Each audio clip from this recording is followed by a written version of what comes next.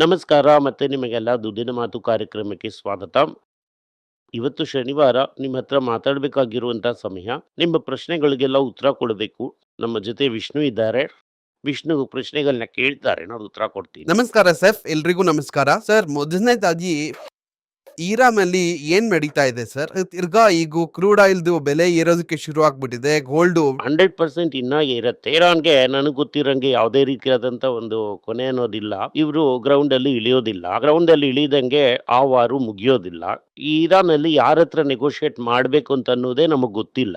ಯಾಕೆಂತಂದ್ರೆ ಸ್ಟ್ರಕ್ಚರೇ ಬೇರೆ ಬೇರೆ ಆಗ್ಬಿಟ್ಟಿದೆ. ಒಂದು ಸೆಂಟ್ರಲ್ ಕಮಾಂಡ್ ಏನಂತ ನಮ್ಗೆ ಗೊತ್ತಿಲ್ಲ. ಅಂಡ್ ಅವ್ರ ಅಪ್ಪ ಹೋಗಲೇ ಆ ಹುಡುಗ ಬಂದಿಲ್ಲ. ಹೊರಗಡೆ ಬಂದ್ರೆ ಹುಡುಗನ್ನ ಹಾಕ್ಬಿಡ್ತಾರೆ ಅನ್ನುವಂತ ಒಂದು ಭಯ ಇದೆ. ಇನ್ನೊಂದು ಇಸ್ರೇಲ್ನಲ್ಲಿ ಹಳೆಯ ಹಮಾದಾದನ್ ಅಂತ ಒಬ್ರು ಇದ್ದಾರೆ, ಆಯ್ಕೆ ಬರ್ತಾ ಇಲ್ಲ ಹೆಸರದು. ಅವರು ಹಾರ್ವೇನಲ್ಲಿ ಇದ್ರು. ಅವರು ಇಸ್ರೇಲ್ ಜೊತೆ ಮಾತಾಡ್ತಾ ಇದ್ದಾರೆ ಅಂತ ಹೇಳ್ತಾ ಇದ್ದಾರೆ. ಅವರು ರಿಜಿಮ್ ಚೇಂಜ್ಗೂ ಟ್ರೈ ಮಾಡ್ತಾ ಇದ್ದಾರೆ ಇಸ್ರೇಲ್ ಜೊತೆ ಸೇರಿ ಅಂತ. ಸೊ ಇದೆಲ್ಲಾನು ಒಂದು ಕನ್ಫ್ಯೂಷನ್ ಅಲ್ಲೇ ಇದೆ. ಅದರಿಂದ ಆ ಕಚ್ಚಾ ತೈಲ ಎಲಿವೇಟೆಡ್ ಆಗೇ ಇರುತ್ತೆ. ಸೊ ಆಗಿದ್ರೆ ಪೋಲ್ಡ್ ಪ್ಲೈದ ಬೀಳ್ತಾನೆ ಗೋಲ್ಡ್ ಇರುತ್ತೆ. ಪ್ರೈಸ್ ಅದರಿಂದ ಮಾತ್ರ ಬೀಳೋದಲ್ಲ, ಅದರಿಂದ ಬೆಲೆ ಏರಿಕೆಗಳು ಕೂಡ ಆಗುತ್ತೆ. ಅದರಿಂದ ಅಮೆರಿಕಾದು ಇಂಟ್ರೆಸ್ಟ್ ರೇಟು ಏರುತ್ತೆ. ಅದರಿಂದಾನೇ ಹೇಳಿದೆ, ಒಂದು 6 ತಿಂಗಳಿಗೆ ನೀವೇನು ಮಾಡೋದಕ್ಕೆ ಆಗೋದಿಲ್ಲ ಅಂತ. ಈ ಒಂದು 6 ತಿಂಗಳಲ್ಲಿ ಇದೇನಾದ್ರೂ ಒಂದು ಕೊನೆಗೆ ಬರುತ್ತೆ. ಇದು ಯಾವತ್ತು ಬರುತ್ತೆ ಅನ್ನೋದು ಗೊತ್ತಿಲ್ಲ. ನೆಕ್ಸ್ಟ್ 6 ಮಂತ್ ಒಳಗಿರು ಬರೋದಕ್ಕೆ ಸಾಧ್ಯತೆಗಳಿದೆ. ಇನ್ನೊಂದು, ಈ ಕೆವಿನ್ ವಾಶ್ ಹೇಳ್ಬಿಟ್ರು, ನಾನು ಟ್ರಂಪ್ಗೆ ಎಲ್ಲಾನು ಅರ್ಥ ಮಾಡಿಸಿದೀನಿ, ಅವ್ನ್ ಬೇರೆ ನೀನ್ ಬೇರೆ, ಇದ್ರೊಳಗಡೆ ನೀನ್ ಬರಬೇಡ, ಸರಿಯಾಗಿ ಕೇಳಿ ಅರ್ಥ ಮಾಡಿಸಿದೀನಿ. ನನ್ನ ಒಂದು ಇದು ಇದೇನೆ. ಈಗ ಅಮೆರಿಕಾದ ಟಾಲರೇಟ್ ರೇಟು 2%. ಇನ್ಫ್ಲೇಷನ್ ಈಗ 3.5% ಹತ್ರ ಇದೆ. ಆಲ್ಮೋಸ್ಟ್ ಡಬಲ್ ಆಗಿದೆ. ಇವತ್ತು ಕಡಿಮೆ ಆಗುತ್ತೆ, ನಾಳೆ ಕಡಿಮೆ ಆಗುತ್ತೆ ಅಂತ 2.5 ವರ್ಷದಿಂದ ಹೇಳ್ತಾನೆ ಇದ್ದಾರೆ. ಇಂಟ್ರೆಸ್ಟ್ ರೇಟ್ನ ಕಟ್ ಮಾಡೋದಕ್ಕಾಗಲ್ಲ.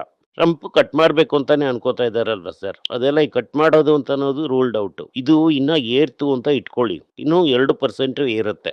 ಅದರಿಂದ ಈ ಇಂಟ್ರೆಸ್ಟ್ ರೇಟ್ ಕಡಿಮೆ ಆಗಿ ಬಿಸ್ನೆಸ್ ಇಂಪ್ರೂವ್ ಆಗುತ್ತೆ ಅಂತ ಅನ್ನೋದು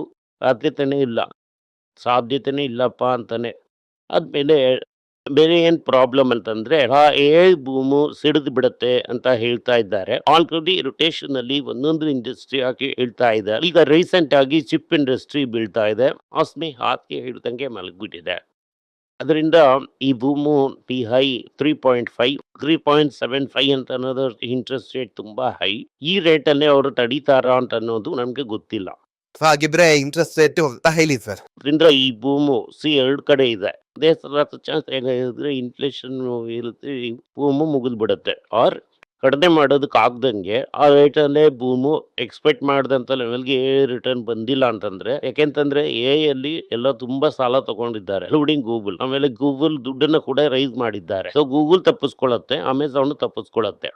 ಮೆಟಾಲು ಏನಂದ್ರೆ, ಈಗ ಮೆಟಾ ಏನ್ ಹೇಳ್ತಾನೆ ಅಂತಂದ್ರೆ, ನನ್ನ ಹತ್ರ ಇರುವಂತಹ ಕೆಪಾಸಿಟಿನ ಬಾಡಿಗೆಗೆ ಬಿಡ್ತೀನಿ ಅಂತ ಹೇಳ್ತಾ ಇದ್ದಾನೆ. ಅವರಿಗೆ ಅವಶ್ಯಕತೆ ಇದೆ ಅಂತ ಅನ್ನೋದು ನನಗೆ ಗೊತ್ತಿಲ್ಲ.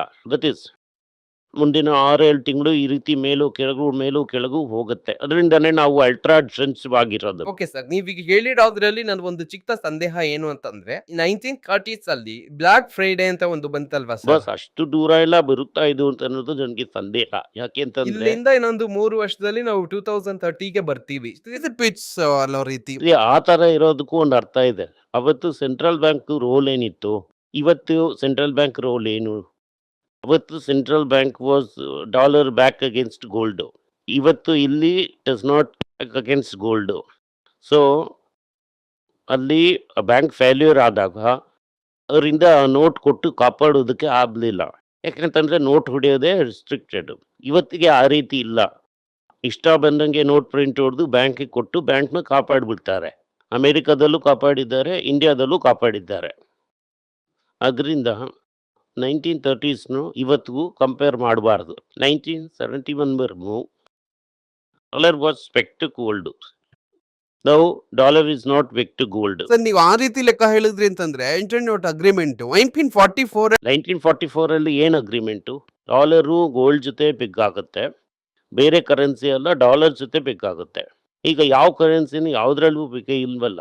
ಇಷ್ಟ ಬಂದಂಗೆ ಹಿಂಗೆ ಮೇಲೋ ಕೆಳಗೂ ಹೋಗ್ತಾ ಇರುತ್ತೆ. 1944ಗೆ ಮುಂಚೆ ಯಾವ ಕಂಟ್ರಿನೂ ಯಾವ ಡಾಲರು ಬೇಕಿಲ್ದಂಗೆ ಇತ್ತಲ್ವಾ ಅದು ಸರ್? 1930ಗೆ ಮುಂಚೆ.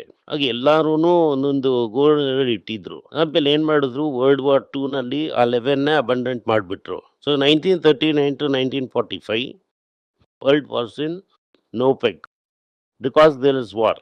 ಅಂದರೆ ಅಮೆರಿಕಾನೇ ಒಂದೇ ದೇಶ, it was not affected to war. ಆದರೆ ಎಲ್ಲ ಊರಲ್ಲೂ ಇಟ್ಸ್ ನಾಟ್ ಡಿಸ್ಟ್ರಿಕ್ಷನ್. ಅಮೆರಿಕಾದಲ್ಲೇ ಒಂದೇ ಒಂದು ಹವಾಯಿ ಅನ್ನುವಂಥ ಊರಲ್ಲಿ ಮಾತ್ರನೇ ಪರ್ಲ್ ಹಾರ್ಬರ್ ಅಟ್ಯಾಕ್ ನಡೀತು. ಅದರಿಂದ ಅಮೆರಿಕ ವಾಸ್ ಇನ್ಸುಲೇಟೆಡ್. ಈಗ ಅಮೆರಿಕ ಇನ್ಸುಲೇಟೆಡ್ ಇಲ್ಲ. ಎಲ್ಲಾನು ಹೆವಿ ಅಂಡ್ ಇಷ್ಟ ಬಂದಂಗೆ ನೋಟ್ ಪ್ರಿಂಟ್ ಹೊಡಿತಾರೆ. ಎಲ್ಲರೂ ನೋಟ್ ಹೊಡ್ಕೋತಾರೆ. ಎನ್ ಪಾಡಿಗೆ ಎನ್ ಹೊಡ್ಕೋತಾನೆ, ಯೂರೋ ಪಾಡಿಗೆ ಯೂರೋ ಹೊಡ್ಕೋತಾನೆ, ರುಪಿ ಹೊಡಿತಾರೆ, ಅವರು dollar ಹೊಡ್ಕೋತಾರೆ.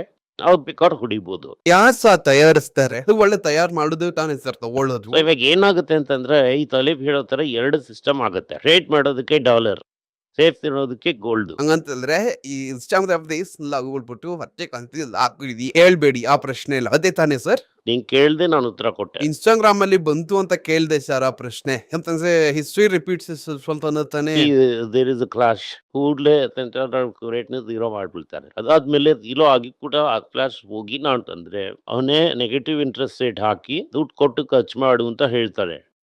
So liquidity trap Japan ತರ ಒಂದು ಇದು such a major fall because immediate ಆಗಿ ಇವ್ರು ಬಂದ್ಬಿಡ್ತಾರೆ.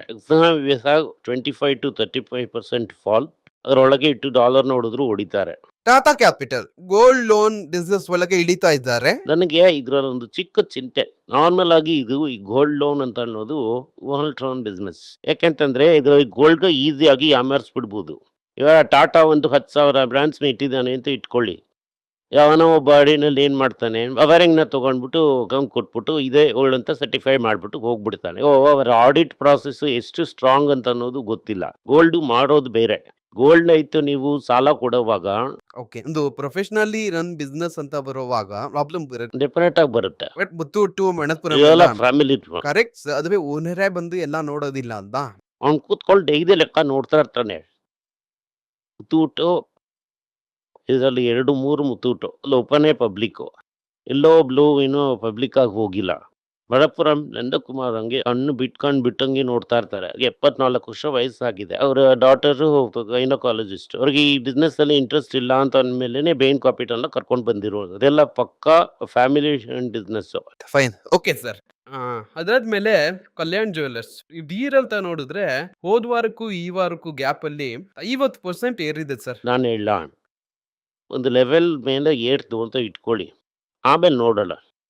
ಇನ್ನೂ ಹೋಗಿಲ್ಲ ಆ ರೇಟ್ಗೆ. 700-800 ಅಂತ ಹೋಯ್ತು ಅಂತಂದ್ರೆ ನೋಡೋಣ. ಅದಕ್ಕೂ ಮುಂಚೆ ಒಂದೆರಡು ಪ್ರಶ್ನೆ ಕೇಳ್ಬಿಡ್ತೀನಿ ಸರ್. ನೀವು ಅವಾಗ ಹೇಳ್ತಾ ಇದ್ದಿದ್ದು ತಂಗಮ್ಮ ಇಲ್ದು 250-300 ರೂಪಾಯಿನಲ್ಲೂ ನೋಡ್ದೆ ಅಂತ. ಆಗ್ಲೇ ನೀವು ಕನ್ಸಿಡರ್ ಮಾಡಿದ್ರಿ ಅಂತ. ಕಲ್ಯಾಣೆ ಮುಂದಿನ ತಂಗಮ್ಮ ಇಲ್ಲ ನಂಗೆ ಕೇಳೋದಿಲ್ಲ. ಯಾಕೆಂತಂದ್ರೆ ಫಸ್ಟ್ ನಾವು ಕಲ್ಯಾಣ ನಾನು ನೋಡಿದ್ದಿಲ್ಲ. ರಮೇಶ್ ಸರ್ನೇ ನಾನು ನೋಡಿದ್ದೀನಿ. ರಮೇಶ್ ಸರ್ ಫ್ಯಾಮಿಲಿನಲ್ಲಿ ತುಂಬಾ ಜನರನ್ನ ನಾನು ನೋಡಿದ್ದೀನಿ. ಆ ರೀತಿಯಾಗಿ ಕಲ್ಯಾಣದಲ್ಲಿ ನನಗೆ ಎಕ್ಸ್ಪೀರಿಯನ್ಸ್ ಇಲ್ಲ. ಇಲ್ದು ಸ್ಟ್ರಾಟಜಿ ವೆರಿ ಕ್ಲಿಯರ್. ಏನ್ ಸ್ಟ್ರಾಟಜಿ? ಫಸ್ಟ್ ಫ್ರಾಂಚೈಸಿನೇ ಇಲ್ಲ. ಇವರು ಫುಲ್ ಆಗಿ ಫ್ರಾಂಚೈಸಿ ಬಿಸ್ನೆಸ್. ಹೌದು. ಸೊ ಲೋ ಮಾರ್ಜಿನ್ ಅಲ್ಲಿ ನೀವು ಫ್ರಾಂಚೈಸಿಗೆ ಹೆಂಗೆ ಮಾರ್ಜಿನ್ ಕೊಡ್ತೀರಾ ಅನ್ನೋದು ನನಗೆ ಗೊತ್ತಿಲ್ಲ. ಸೊ ಅದನ್ನೆಲ್ಲ ಕಂಡುಹಿಡಿಬೇಕು. ತಂಗಮ್ಮ ಇಲ್ಲೋ ನೋ ಫ್ರಾಂಚೈಸಿ, ಎಲ್ಲ ಅವರ ಓನ್ ಟ್ರೇಡ್ ಏನೆ. ಓಕೆ, ಅವರ ಐಡಿಯಾ ಏನು ಅಂತಂದ್ರೆ ಯಾರು ಇಲ್ದೇ ಇರೋಂತ ಜಾಗಕ್ಕೆ ಹೋಗ್ತಾರೆ. ಮೆಡ್ರಾಸ್ ಅಲ್ಲಿ ಒಂದು ಫ್ಲಾಗ್ಶಿಪ್ ಸ್ಟೋರ್ ಇದ್ರು ಕೂಡ ಆದ್ಮೇಲೆ ತೆಗೆದಂತ ಸ್ಟೋರ್ಸ್ ಎಲ್ಲಾನು ಒಂದು ಫೀಲ್ಡಿನಲ್ಲೇ ಇದೆ. ಸಿಟಿ ಒಳಗಡೆ ಅದೊಂದು ಟಿ ನಗರ್ ಸ್ಟೋರ್ ಅಷ್ಟೇನೆ. ಇದು ಅವರ ಸ್ಟ್ರಾಟಜಿ. ಈ ಟೈರ್ 3 ಟೈರ್ 4 ಟೌನ್ ಎಲ್ಲ ಸೌರಿ ವಂಡಲೂರು ಆ ರೀತಿಯಾದಂಥ ಏರಿಯಾಗಳೆಲ್ಲ ತೆಗೆಯೋದಕ್ಕೆ ಇದ್ದಾರೆ. So where there is competition is less.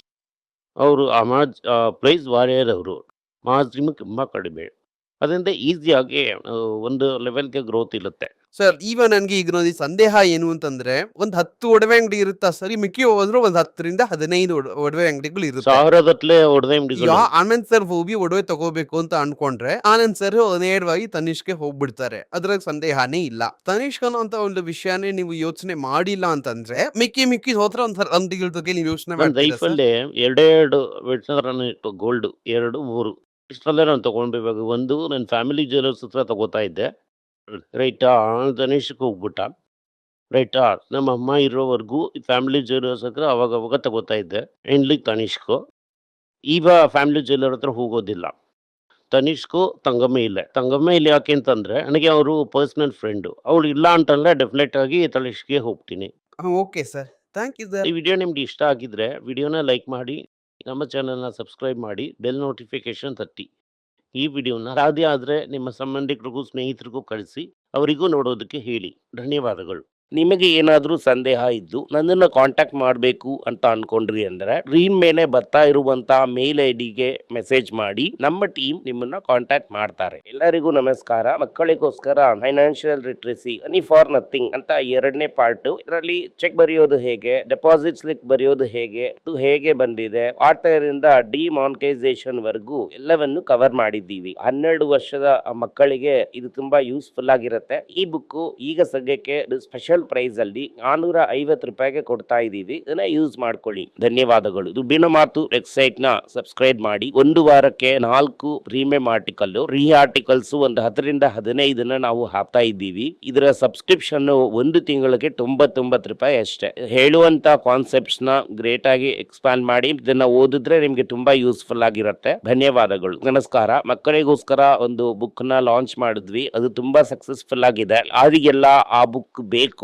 ನಮ್ಮ ಟೀಮ್ ನ ಕಾಂಟ್ಯಾಕ್ಟ್ ಮಾಡಿ. ಕೆಳಗಡೆ ಇರುವಂತ ನಂಬರ್ ಅಲ್ಲೂ ವೆಬ್ಸೈಟ್ ಅಲ್ಲೂ ನೀವು ನಮ್ಮನ್ನ ಕಾಂಟ್ಯಾಕ್ಟ್ ಮಾಡಿದ್ರೆ ನೀವು ಆ ಬುಕ್ ನ ತಗೋಬಹುದು. ಬೇರೆ ನಮ್ಮ ಬುಕ್ ಗಳು ಕೂಡ ಅವೈಲೇಬಲ್ ಆಗಿದೆ. ನೀವು ಇದನ್ನ ನಮ್ಮ ವೆಬ್ಸೈಟ್ ಮುಖಾಂತರನೂ ತಗೋಬಹುದು. ಕೆಳಗಡೆ ಇರುವಂತ ವಾಟ್ಸ್ಆಪ್ ನಂಬರ್ಗೆ ಮೆಸೇಜ್ ಮಾಡಿ ಕೂಡ ತಗೋಬಹುದು.